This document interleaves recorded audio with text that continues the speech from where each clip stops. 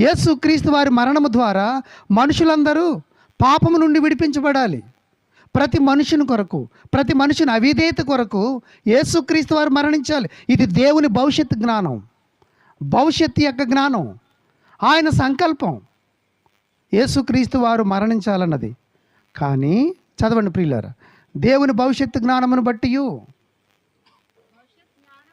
దేవుని భవిష్యత్తు జ్ఞానమును అనుసరించి అప్పగింపబడిన ఈయనను, ఈ మాట చాలా జాగ్రత్తగా చదవండి. దేవుని భవిష్యత్తు జ్ఞానం ఏంటి? ఆయన సంకల్పం ఏంటి? యేసుక్రీస్తు వారు అప్పగింపబడాలి. యేసుక్రీస్తు వారు అప్పగింపబడాలి. అయితే దేవుని యొక్క సంకల్పం ఆయన అప్పగించబడటం, దేవుని యొక్క సంకల్పం ఆయన మరణించటం, దేవుని యొక్క సంకల్పం ప్రతి మానవాన్ని అవిధేయత కొరకు ఆయన ప్రాణం ఇవ్వటం.